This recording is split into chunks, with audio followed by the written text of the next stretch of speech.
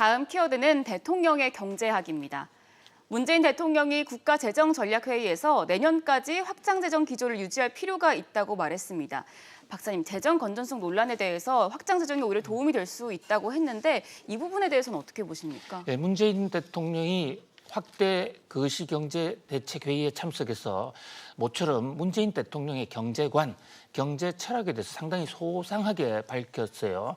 문재인 대통령은 지금 적자가 많지만 이 적자를 해소하기 위해서라도 확장 재정을 해서 확장 재정이라는 것은 세금을 걸어들이는 것보다 더 많이 써서 그것을 현금으로도 좀 나눠주고 소비를 좀 더 많이 하자. 그러면 경기가 좋아질 것이 아닌가.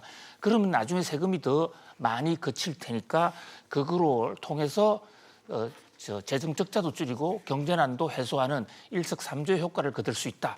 이제 이렇게 주장을 하고 있는데요. 네. 소위 주류 경제학 쪽에서는 그 문재인 대통령의 그 등식이 성립하기 위해서는 재정 성수가 1을 넘어야 된다라고 얘기를 하고 있습니다. 이 재정 성수라는 것은 정부가 재정 지출했을 때 그것이 GDP에 차지하는 비율이 투자하는 만큼 GDP가 늘어나는 것을 1, 그것보다도 더 높아지면 1 이상, 그것보다도 줄면 이제 마이너스 1 이하로 보는데요. 네. 지금 그래픽에 보시다시피 저게 한국은행이 최근에 발표한 우리나라의 재정 성수입니다.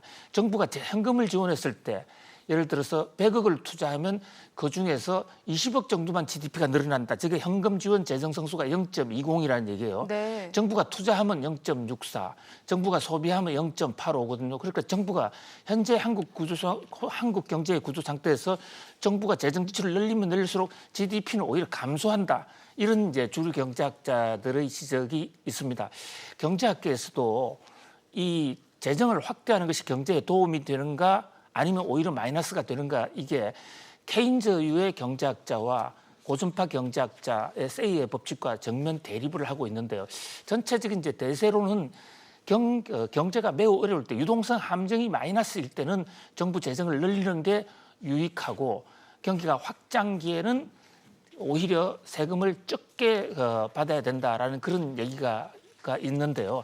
아무튼 재정 성수를 우리가 어떻게 보느냐에 따라서 문재인 대통령의 경제학이 옳은지, 주류 경제학자들의 주장이 옳은지 거기에 판가름이 날 것으로 보입니다. 네, 5월 31일 월요일입니다. 오늘의 마지막 키워드 보겠습니다.